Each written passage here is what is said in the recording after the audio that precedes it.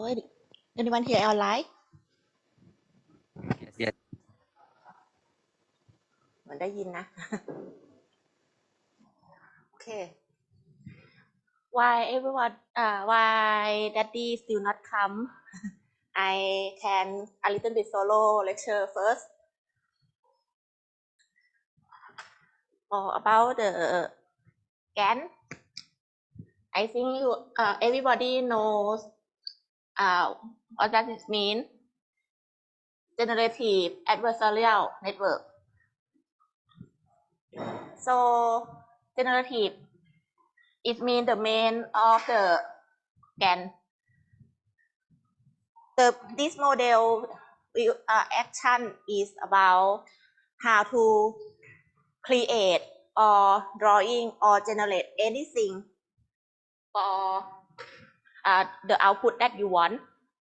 And adversarial is mean the thing that you use for checking, for attack the generator. So GAN mean the two model networks combined together. Then as like that we have two model generator and discriminator.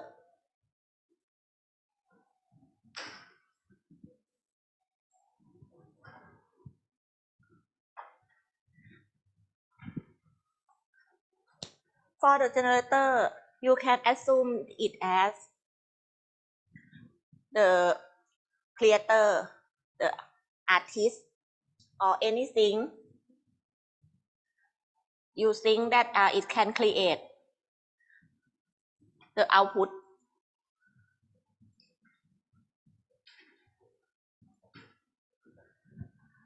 How the generator create that? So at first it needs some requirement. So we need to input some requirement first.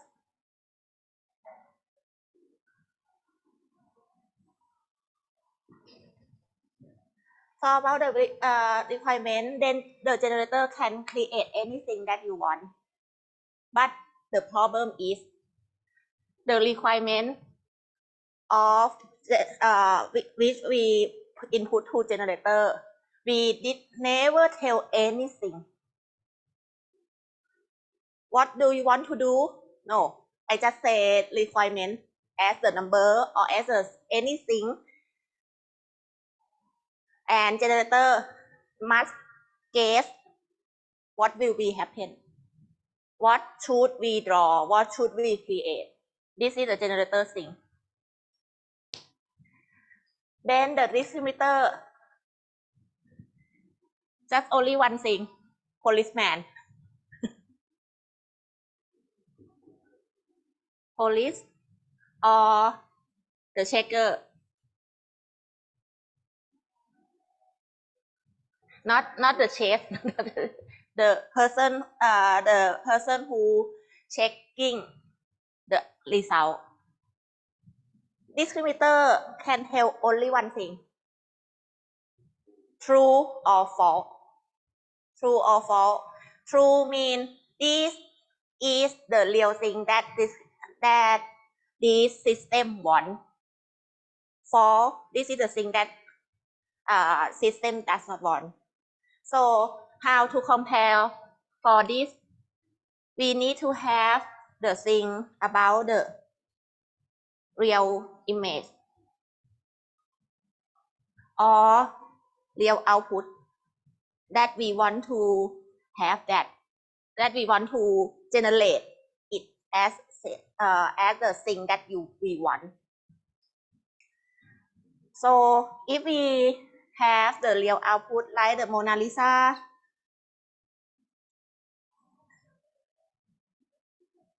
like this, and use the generator create something, photo.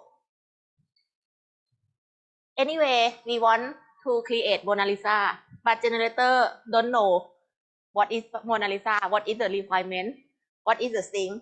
So at first, it may generate something like the monster like this. So the discriminator task check this one and this one. Which one is real? Which one is it is the false? Is a fake? At first, discriminator very easy to check this. It's just only, oh, okay, this is a fake. This is a real because it looks shape very beautiful. But for this, something that we nobody can understand. But for after that, the discriminator think and check this is a fake. So it attack back to the generator. This is fake. You must redraw again.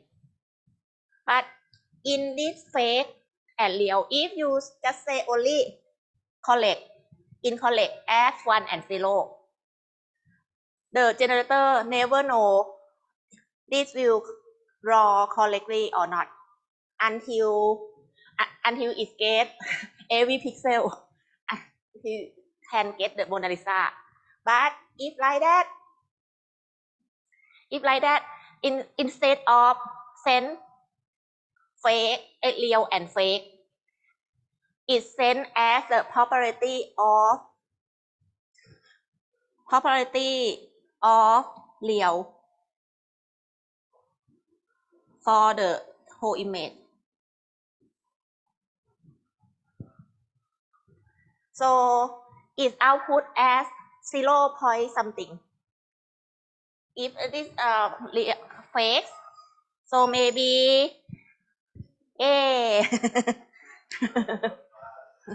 so so maybe the fake is this fake should be allowed something like real of 0.1 like that.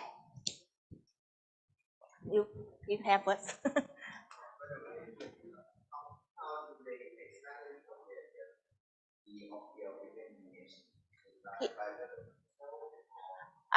By it's just like just use softmax. Yeah, it's just use softmax. So after that, it attack the to generator. Discriminator attack generator. Then the generator think, oh, this is has 10% correctly. So we try to find the 10% and then improve from that 10%. Yeah. Try to improve from that this 0.1 to improve that. 0.1 is mean you can get something small thing real. Not like this is incorrect, totally incorrect. So you cannot improve anything. Like you send homework to Dr. Matt and Dr. Matt send back to you that no, it's totally completely incorrect. How can you know that you how to improve? So just guideline a little bit.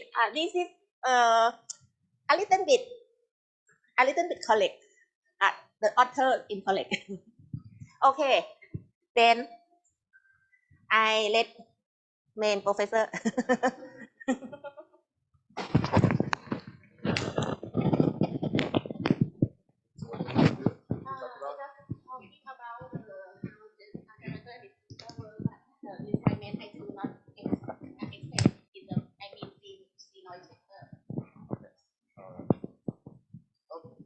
All right. Yeah. Sorry I start late.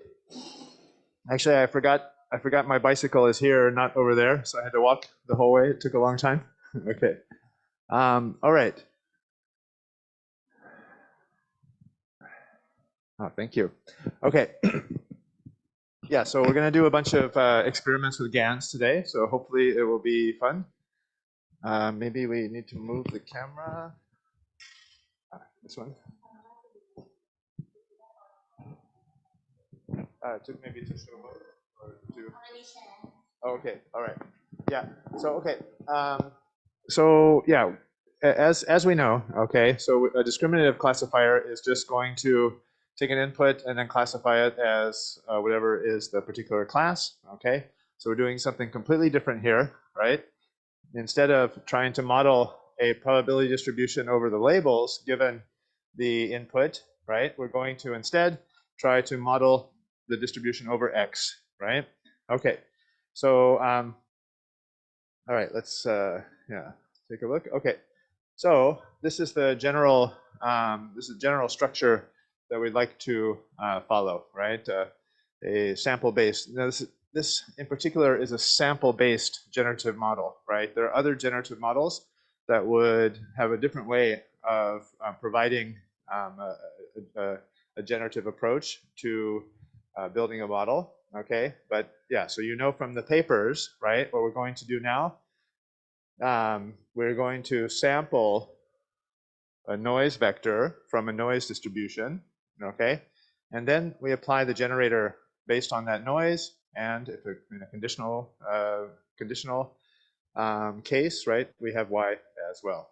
Okay, so yeah, so this is what we're trying to achieve. So we need the training structure to build up this GAN, right, this generator, and we also need a way to tell if the distribution over the generator is actually equal or close to equal to that of the data distribution. Okay, right, let's go down. Okay, so you know about the basic structure, right? So we have the noise going into the generator producing fake images. We have the real images going into the discriminator just tries to classify them. So this is the discriminator is very straightforward, right? It's just a classifier of the input.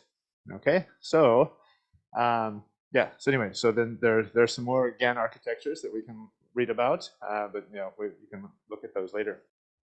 Okay, so this is our first GAN. Okay, so we're going to yeah, you'll find lots of different tutorials out there. So the first thing, we're going to install some software. Okay, let me scroll down. Okay, so so take a look at this code, right? You'll see some well, like a logger class that's going to be used to tell us what's going on as training is going on. We're going to use. Have you guys used TensorBoard already? Okay, so TensorBoard is a really nice. It actually comes from TensorFlow, but it's used to visualize the results of training a model normally. So it's a it's a very TensorBoard, yeah.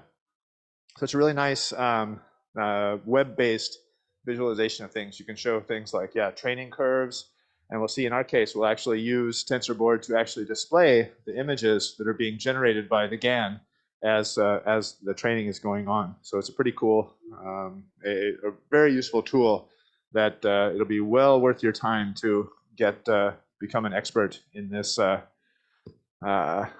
structure. Okay. Yeah, can do all kinds of things here. Okay, so we'll keep going down, down, down. Okay, a lot of code. You can take a look in the details.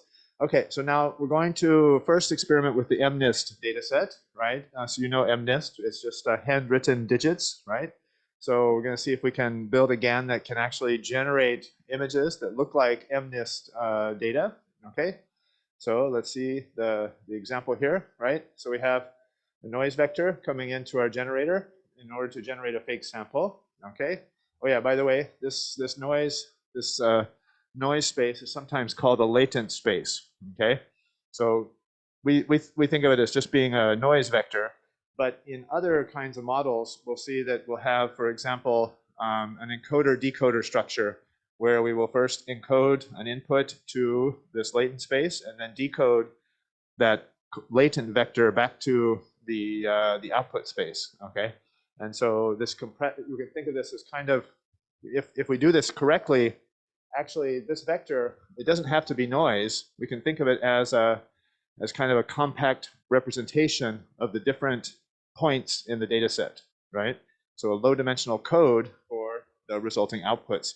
For each noise vector, there's going to be a corresponding member of the data distribution, right? So yeah, so anyway, so we can think of it in both ways, kind of noise driving the generation, or as a low dimensional representation of points in your data space. Does that make sense? Okay. All right. Now let's look some more. Okay, this is the one we're actually going to build, right? So we see we have the input is going to be a 100-element vector, okay? And then, somehow we're going to generate an image, right? So in models like we looked at yesterday, right, we might rearrange a linear or a fully connected layer into a square or an image-shaped tensor, but we're not going to do that here. We're just going to have fully connected layers, right, that eventually lead to a 784-element vector, which we then just reshape into the image. So we're kind of here. We're losing the spatial inductive bias that a convolutional network would give us, right? But these are small images, so it's not too big of a deal. Okay. All right. Yeah, and maybe as an exercise. Yeah. Huh?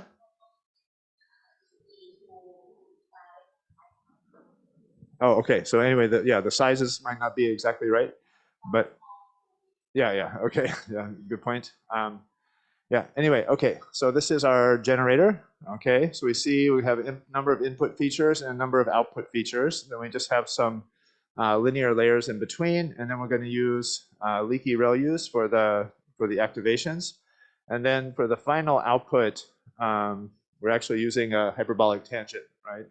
So that I don't remember why the input wants to be between -1 and 1.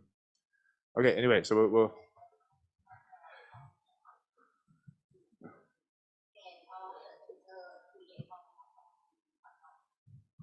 oh, like, well, okay.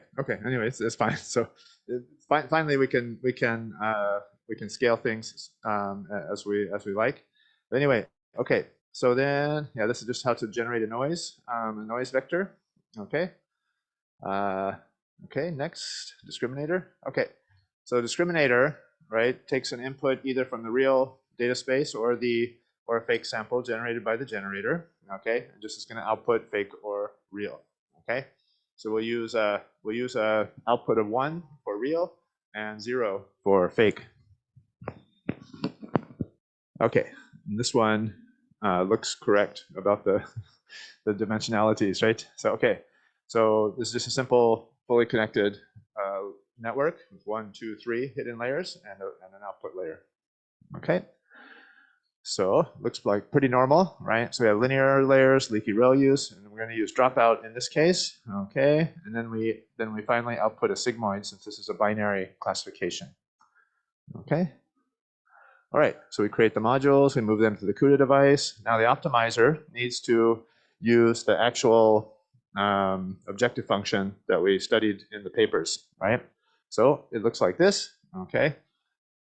The discriminator is trying to maximize this particular objective function, right? As you can see, we have samples from the data distribution, we have samples from the noise distribution. For the samples from the data distribution, we want to maximize d of x, right?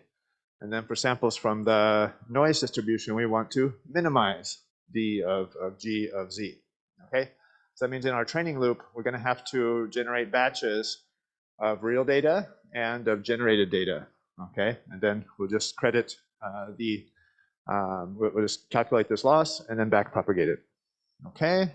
So, and of course, if we're going to use, let's say, stochastic gradient descent, we need to add a minus sign to this, right? To force minimization, to force maximization rather than minimization, right? Okay, generator. Okay, generator doesn't care about the real data. Generator just cares about the fake data, right? So we have samples from the noise distribution plugged into the generator. And so we want to minimize that.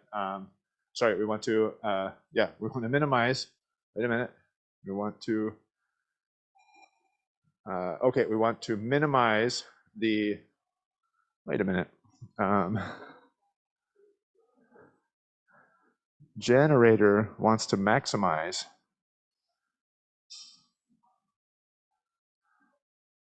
Okay, so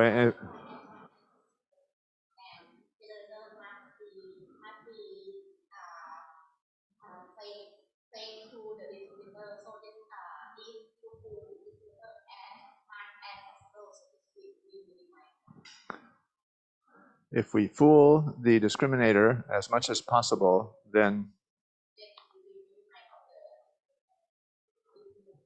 okay, yeah, this is a minimum. Okay, right.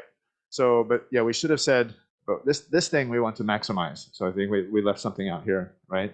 This loss is the loss for the thing that the discriminator is trying to maximize. Yeah.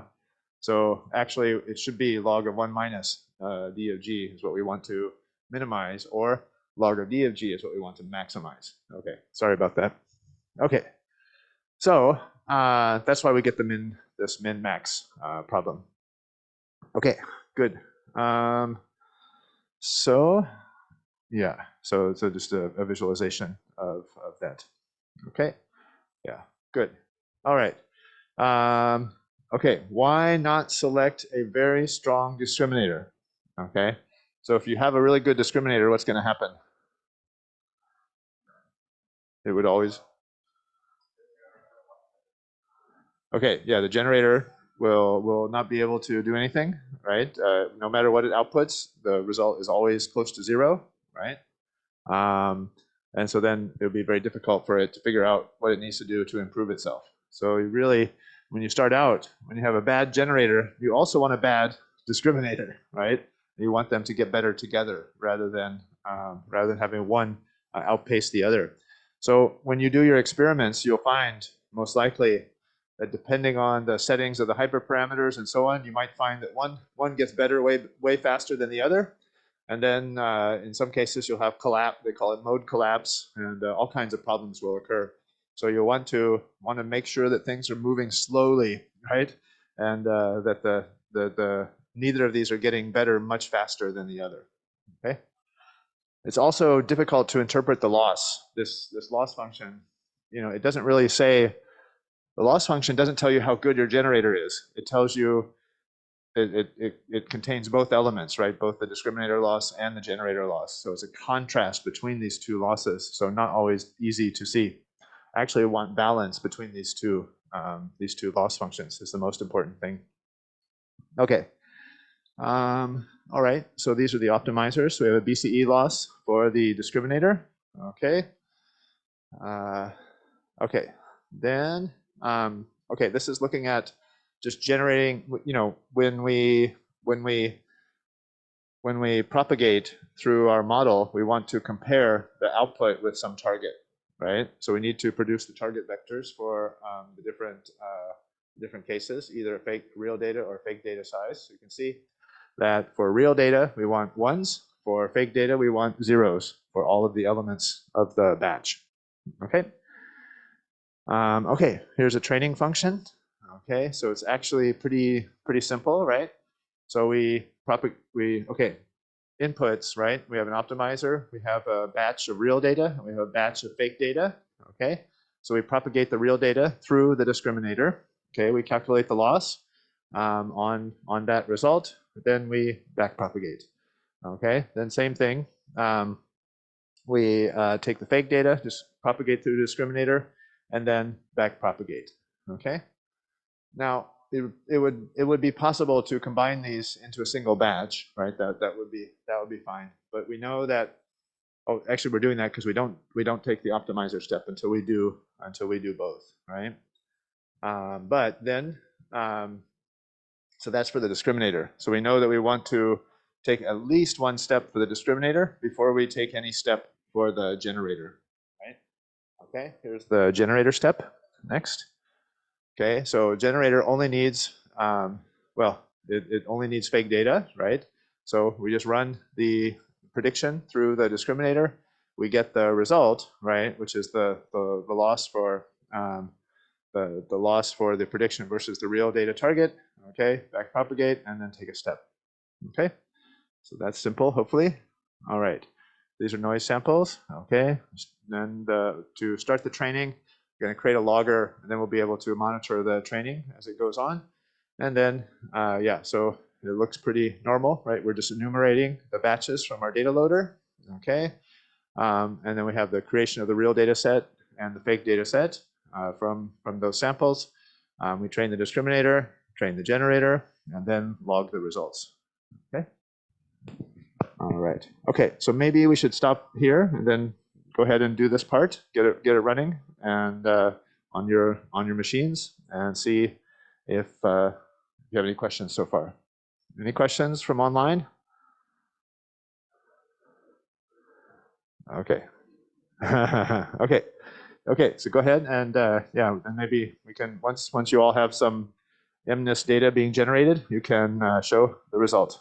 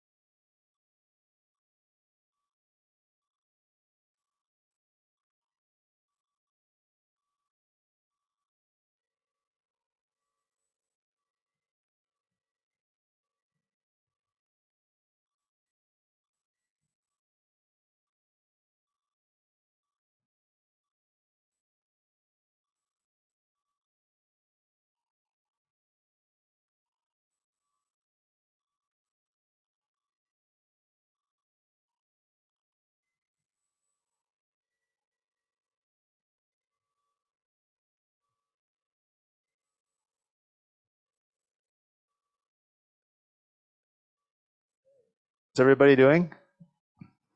Are you generating images? Anjana, is it working?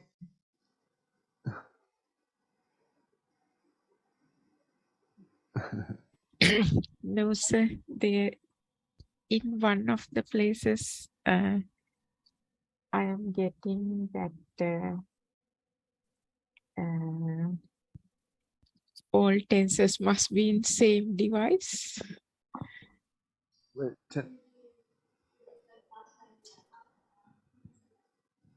oh.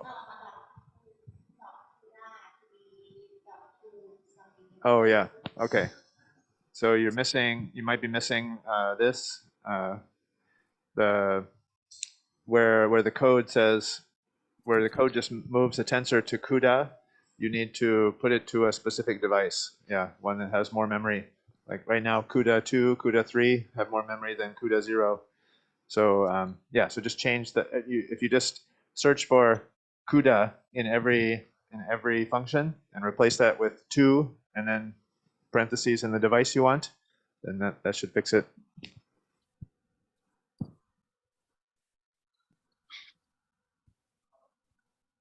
Yeah.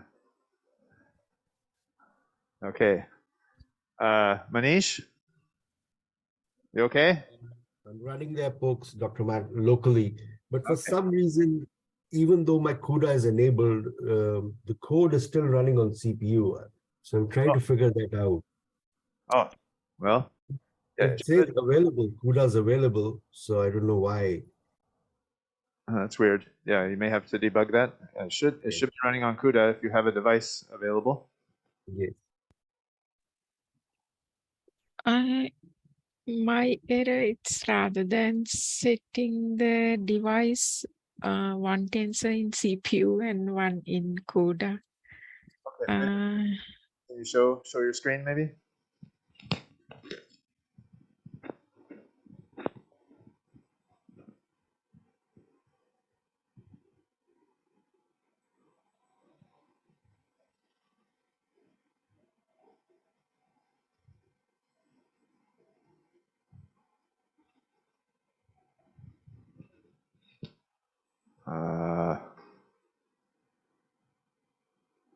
Generator, noise, real data, dot size, 0. Okay, and where's the error?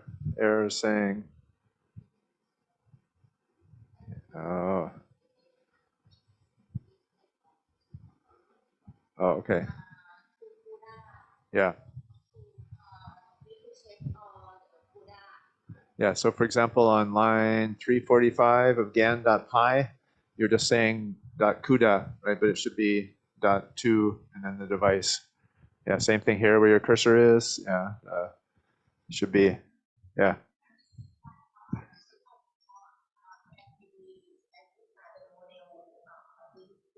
Yeah. Can we see the very first call to CUDA in your code, like in the main function?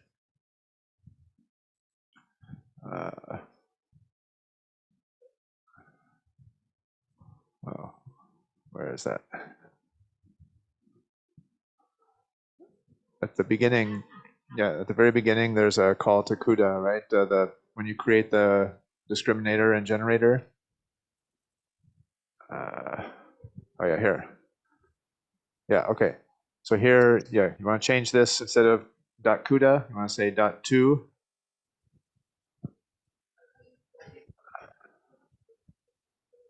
Like this. But it's a discriminator.to paren discriminator.to parentheses. Oh no, parentheses. Yeah, parentheses. Yeah, and then the name of your device, CUDA : 3, for example, but it has to be in quotes. Yeah. Okay, yeah, that should work. And then so replace, everywhere where you have .CUDA, replace that with .2 and then your device. It might be good to make that device a variable and then use it throughout the program. Okay, sir.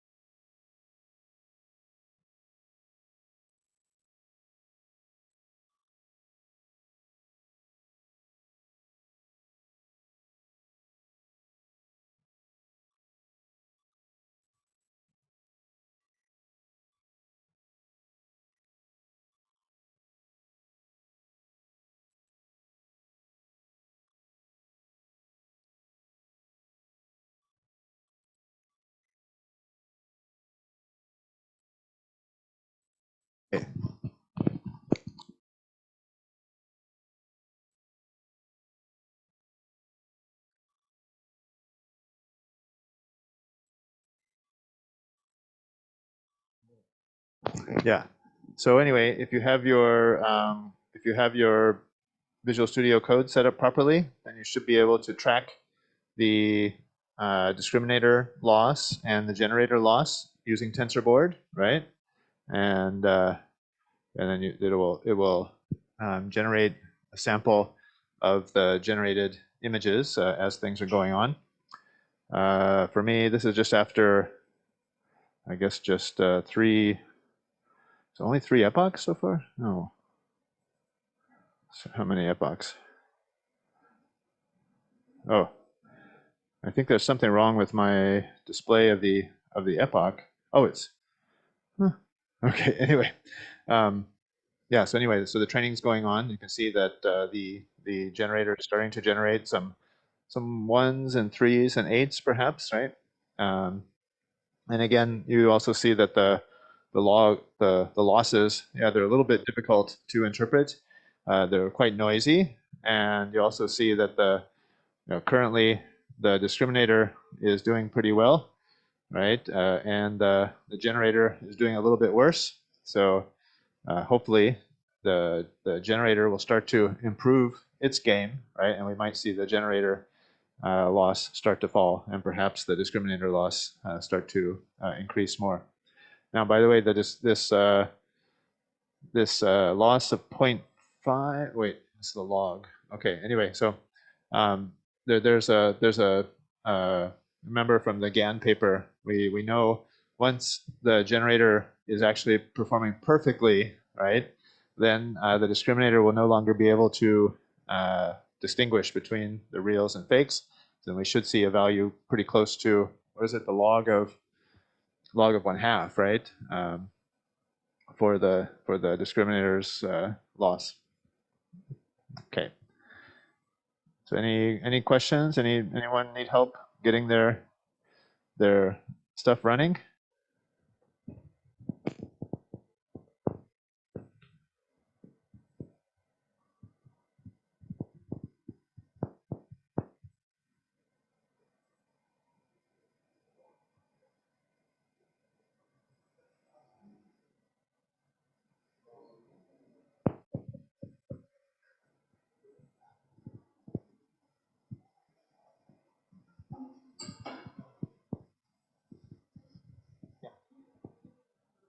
How do you get the TensorBoard going? Yeah, in my case, so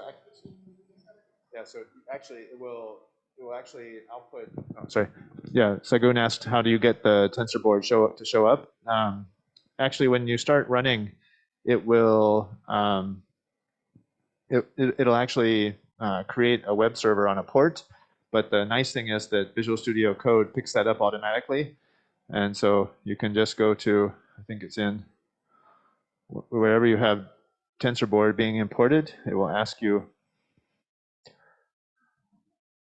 Yeah, so I don't know if you can see this, but in where I import TensorBoard, it has a little note here. Do you want to launch a TensorBoard session within Visual Studio Code?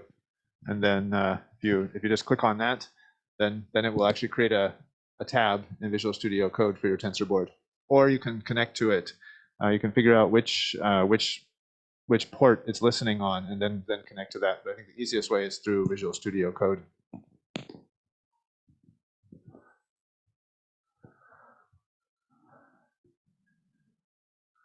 Yeah. So if you don't use Visual Studio Code to launch it automatically, then you would have to run the TensorBoard program in a terminal. And so Alisa is showing how to do that on the board. You run TensorBoard --logdir and then the path. The path in our case is in runs, the runs directory within our working directory. You can see that here. I don't know if you can see my terminal very well, but yeah, I've got a directory inside my lab directory called runs, and so every time you create that logger object, it's going to create a directory within that runs directory corresponding to the execution of your program. And so yeah, so then we see, in my case, I've run it 4 times here, and the latest one is this one, February 24th at 3:06. So anyway, good. So then when you run TensorBoard, or when you connect to TensorBoard from the web or from Visual Studio Code, then it should find all of your runs here, right? And you can select which ones to take a look at. So I've selected just the latest run here. You can actually overlay them, I guess. So this will show the different results of different runs on top of each other. So you can see there's a pink loss here that corresponds to this other run. So it's a nice way to be able to compare different runs. But in our case, we just want to see the latest one. There's also a way to make it automatically update, but I'm just doing it manually. So you can just click on the reload to get an update when you want.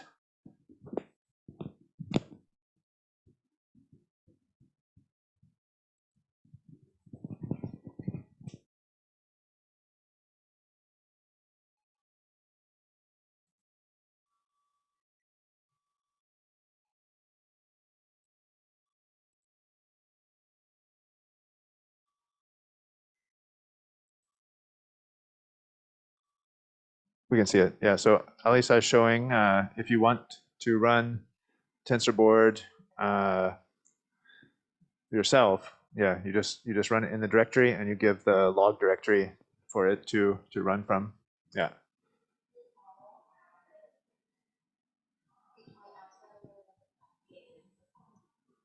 Yep.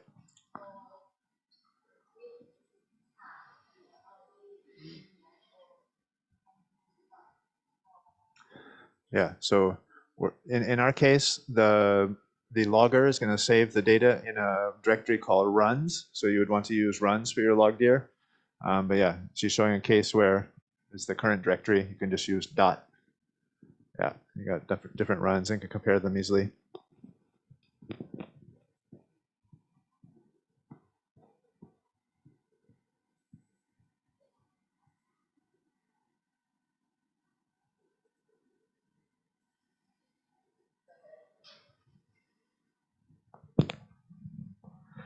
Okay, so we're going to let that run, and then maybe we'll take a look at the next section, which is the DC GAN.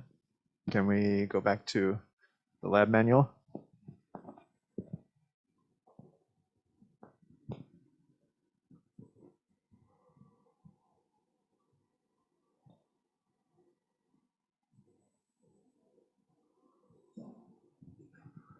Okay, thank you. Okay, so now, so you know the model we just created. So we're just generating images from, just take a fully connected vector and then reshape that as a single vector and then reshape that into a two-dimensional image.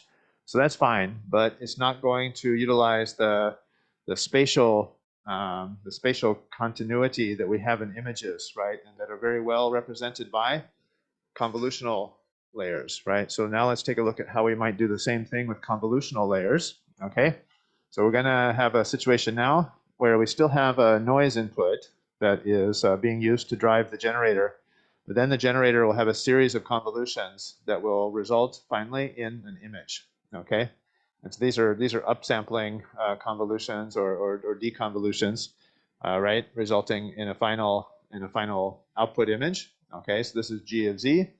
And then the discriminator can just be an ordinary CNN, right? So we have the input, we have a series of convolutions, and then finally a single element output, right?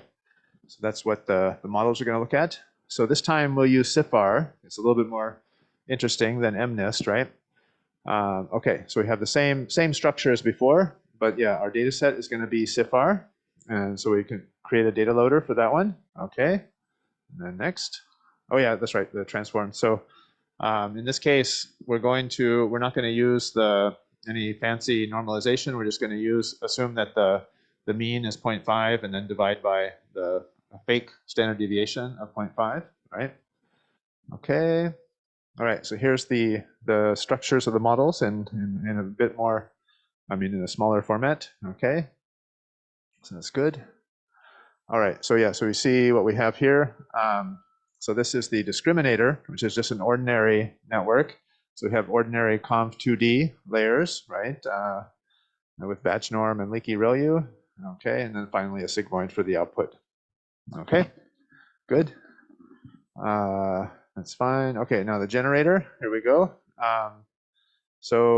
Yeah, okay, so this one you see is not using a convolution. Oh, yeah, okay, yeah. The input, the first input is going to be a linear or a fully connected layer, right, with 1024 times 4 times 4 elements, right? So we're going to take the result of this linear transformation of the noise and then turn it into a tensor that will be used with the following layers. Okay, then the layers are transposed 2D convolutions. Okay, so anytime you want to perform you want to do some kind of convolution that upsamples the image, then you need to use a transpose convolution or a deconvolution. Okay. You can also do upsampling and then convolutions. That's another way. So there are many ways to go from small to big, whereas, yeah, there's only one way to go from big to small. All right. Yeah. What else is here? Yeah. Okay. Okay. So here, Alisa is showing the linear transformation of the noise vector into that very large vector. That very large, vector needs to be reshaped into a proper tensor. So that's what's going on here in the second line of the forward function. And the rest is just going through the different elements. Okay. Okay, so we have some weight initialization. We're going to use different initializers for the batch norm. The batch norm layers. Okay. Then, create the generator, create the discriminator. Move to CUDA. Here again, you have to change to a device that you want. Okay. Next, optimizers. We're going to use Atom again. BCE loss again. And then this time we'll only do 30 epochs. So the noise generation is the same as before. The logger is the same as before. Then the training of the discriminator, training the generator, logging of the error. So quite similar to before. Okay. So after you get this one running, then you should be able to start to see samples like this. I don't know what they are. They look like animals, cars. I don't know. Anybody know what this is? Dog? Oh, okay. This one looks like a penguin, I think. Okay. Yeah. Anyway. Yeah. Okay. Anyway, so we'll see how these work. Okay. All right. So let's go ahead and start your CGAN. I think you can probably run them concurrently. Well, I don't know. You don't think so?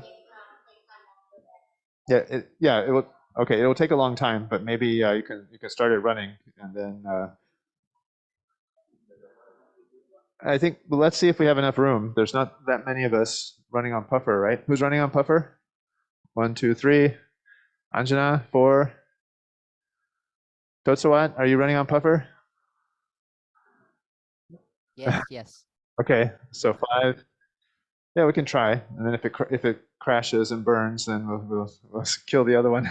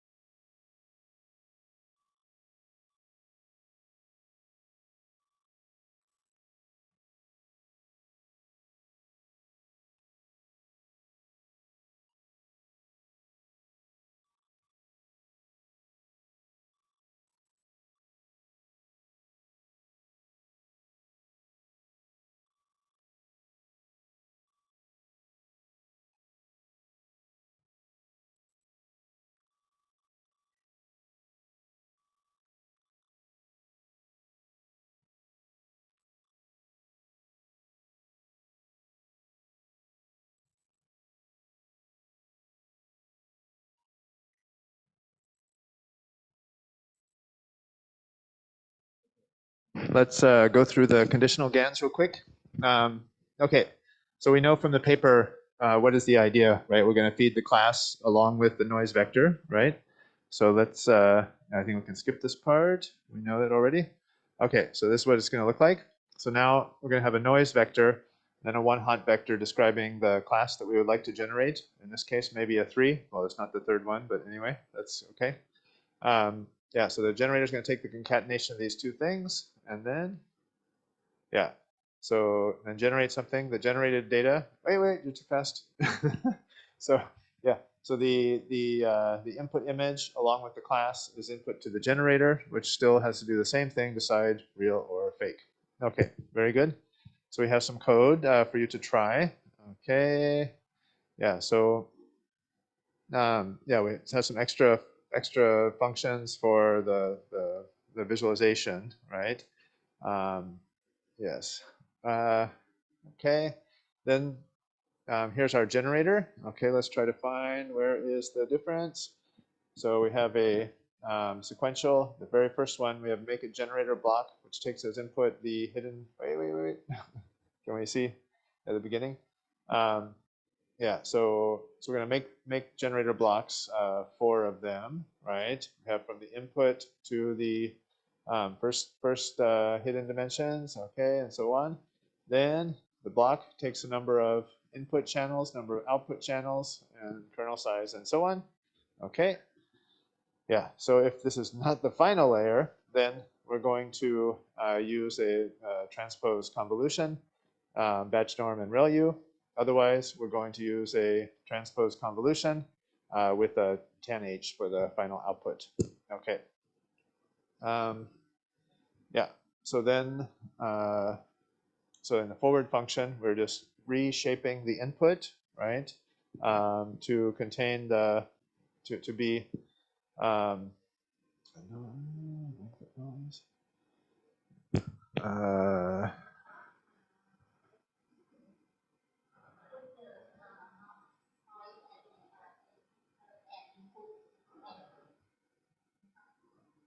Yes, but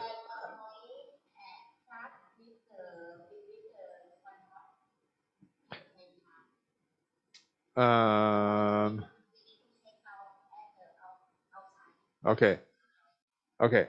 So Alisa is saying that in this case, the noise vector is actually not the noise vector; it's the concatenation of the noise and the one hot encoding of the class. Okay. Yeah, maybe we should have maybe made this use a different name than noise, but anyway, okay. All right. Of course, then the network doesn't really care. It's just going to do the transformation and then in the same way. Okay. So the getting the noise, right? So we have the it's obviously a Gaussian noise based on the number of samples, the input dimensionality, and the device. Okay. All right, let's take a look at the discriminator. Discriminator has to take as input an image plus an encoding of the class of the input, right? So how we're going to do that? So we see that we're making a discriminator block 3 times. Yeah. So then, okay, so that's fine. So we have a variable number of image channels. Okay, let's see the block. If it's not the final layer, we have a normal convolution, batch norm, and leaky ReLU. Okay, and for the last layer, we're going to have just a regular convolution. Okay, then for the forward function. Okay, so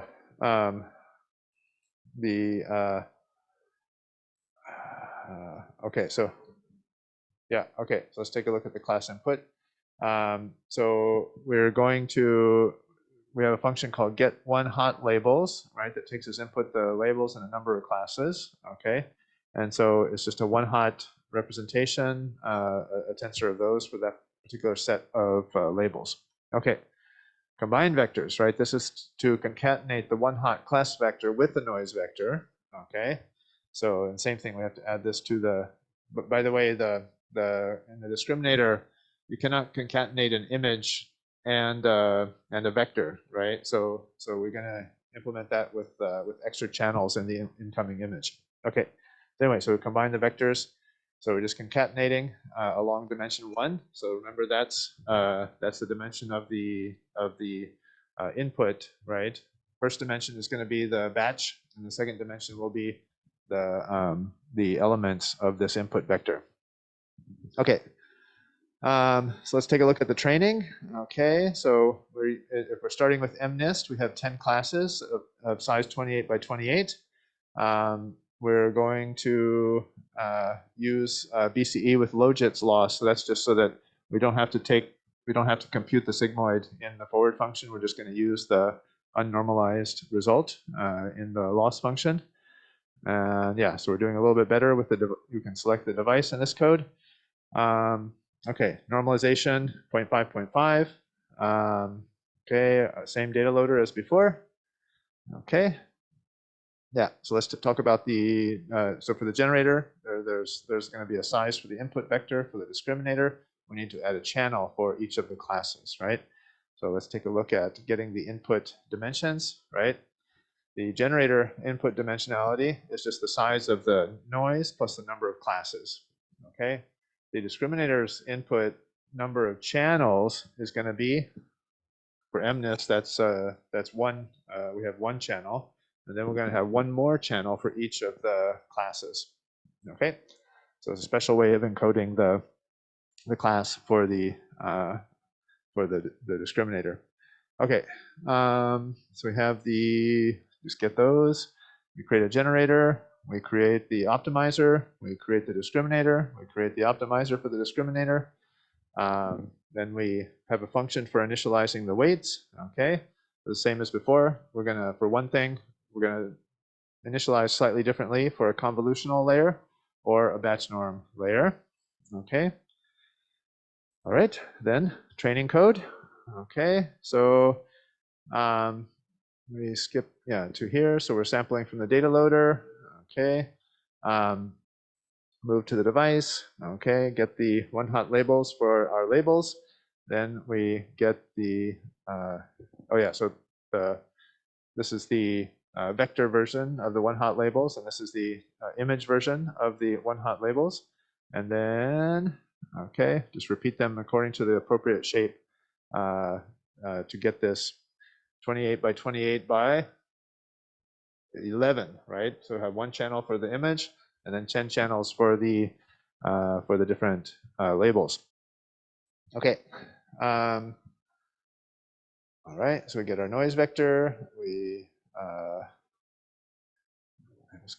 combine the noise with the label. Okay, run them through the generator. We get fake images. Yep. Okay, then remember again to send the fake data to the discriminator. We need to combine the vectors to get these weird images with the encoding of the labels. Okay. Yes. So then we calculate our loss functions. Okay, I just add them up and then back propagate them together. Okay, so this is some tracking of the data. Okay, right. So combining the vectors, calculating criterion, and backwards for the generator. Okay, finished. Yes. All right. So then, if you start this one running, then you should be able to see. Previously we just got random identities for each of the MNIST images. In this case, we should get something that is specific to the class of interest, right? Yeah, so we're showing some reals and some fakes, some training curves. Okay, and hopefully over time it'll get better and better, and you'll see the generator loss coming down eventually, right? And then then you'll see things that start to look like real images. Okay, yeah. So this might take 20 hours, right? Yep. Okay. All right. So good. So then, so give that a try. Okay. All right. Yeah. And so we have a note also. So if you run into this error, right? CUDNN status not initialized, then your CUDA version may be incorrect. So you may need to update your torch version accordingly. Okay. Right. Okay. So yeah. So now we'll take a look at how we can play with this. Play with this a little bit. Change the class vector and to change how the data are being generated by the generator. Okay. So here, for example, you can choose how the interpolation is done, getting noise. Okay, interpolating the class. Right. So you could get a mixture between different classes. Okay. All right. Yeah. Okay. We'll do some plot code. All right, going to show the sample result. Okay, so what is this? Right, so we're just playing around with the class input to the generator, right? And so then we should be able to get interesting samples, and then also be able to mix between different samples. Okay. Yeah. Okay. So yeah, this one's maybe clear, right? We're kind of morphing from a 7 to a 4, for example. Okay. All right. Yeah. So if you hold the class constant but change the noise vector, what should you get? You should get hopefully different samples from the same class, right? Let's see. Okay. Yeah. So you can get different samples and also warp between them just by interpolating the noise vectors, right? Okay. Cool. So conditional GANs are awesome, right? Okay. Good. Okay, then the last part. Yeah, so I think we're almost out of time, so we'll just take a quick look at the code, and then you can implement it at home. Okay, so now we're going to play with the control GAN, right? So instead of just a noise vector, a generator, and then an output, we're going to control this output. Scroll down. Yeah. Okay. So we're gonna change your hair to blue or whatever, right?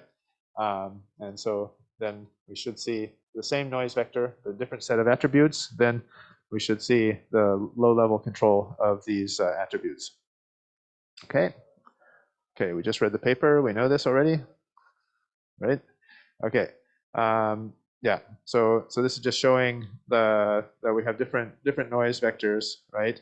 And so moving around with different noise vectors, right? We might have one dimension to modify the hair color, then another dimension to modify a different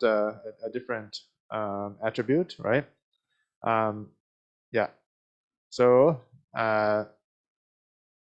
yeah. So anyway, so this is just looking at a possible noise space, right? In which different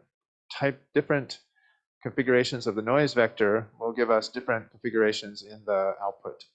Okay. All right. So yeah. All right. So yeah. So anyway, we're going to go ahead and try this. All right. So we're going to play with the Celeb A data set. I think this one I should probably. I think I have it online for you, so I'll check. Yeah, you can also get it from here. Okay. Yeah, but please don't download it on Puffer. I'll put it in the dataset directory for you. It's a little bit big. Okay, and so yeah, you can get the pre-trained weights from that link as well. Okay, we have some visualization code. We have a generator. Yeah. Okay, we have a classifier. Okay. Forward function. Okay, the training code. All right.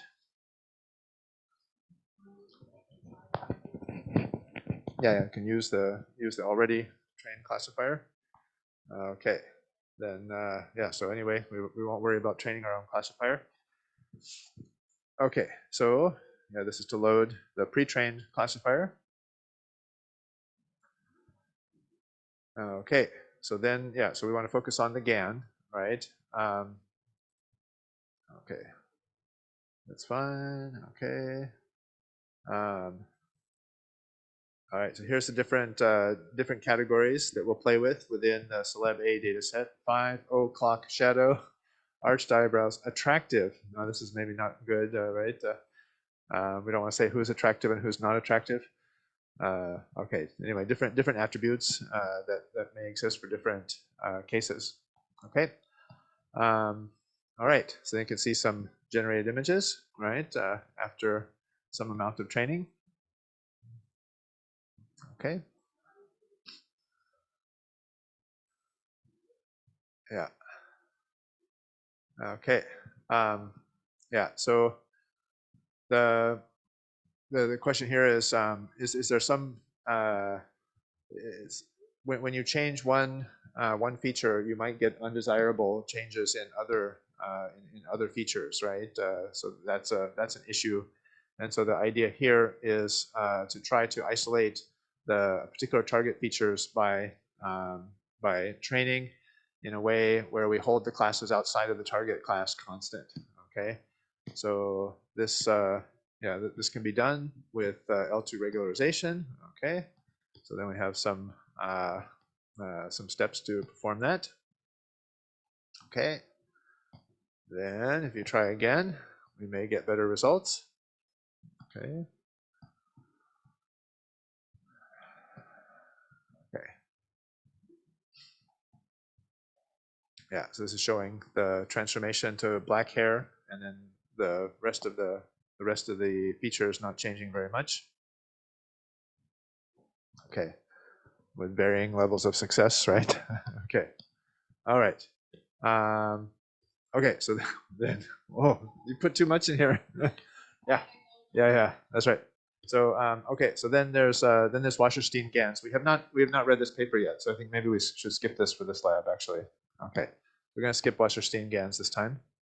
Okay, we'll put that either make it work on it later or okay. So we skip to the end. Okay, yeah. Okay, so so we're already working on this, right? To reproduce the vanilla GAN and DC GAN, right? So step one you've been doing now today in the lab, okay? Yeah, and so then you have another exercise which is to develop a GAN to model data. Now these are just point or vector data, right? Not image data, right? But you can see what is going on here, right? We have a generative model in which we're sampling an angle from the range 0 to 2 pi. So it's an angle around the circle. And R is a radius, right? It's a distance. It's a distance from the origin. Okay. Then X, right? You can see is going to be. You see, there's two different options, right? If the angle is between 1/2 pi, what's that? 90 degrees, and 3/2 pi, which would be 270 degrees, okay?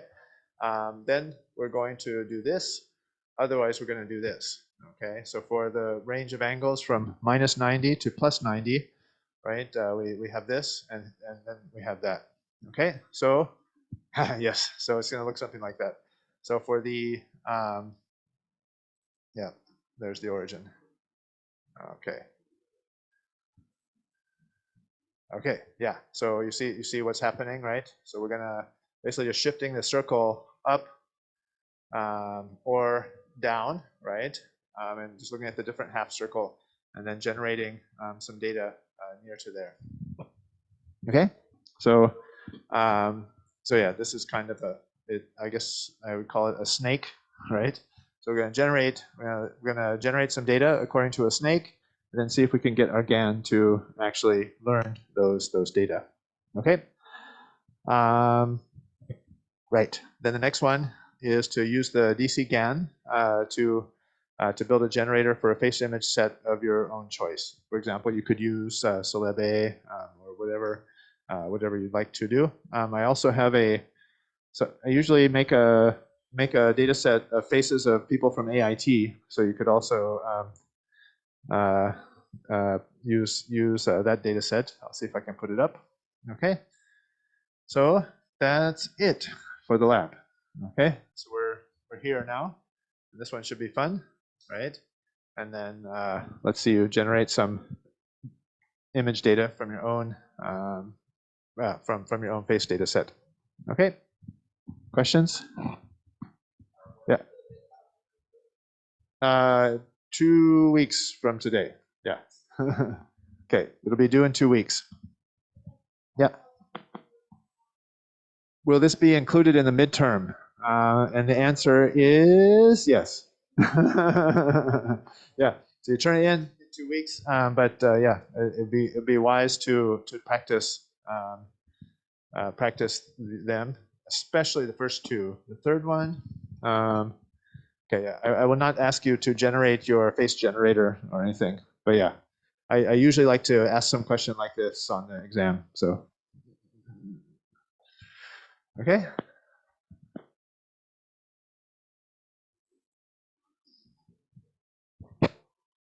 Questions? Anjana? Totsawat?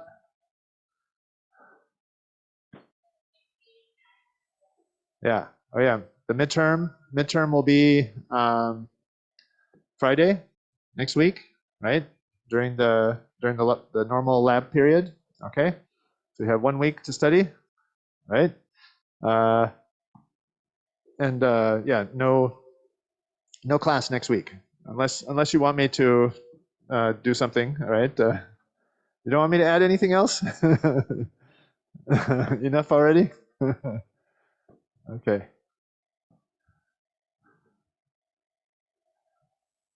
All right, great. So, yeah, so then, yeah, we'll hang out for a little while longer if you have any questions, and then see everybody next week during the exam. Okay.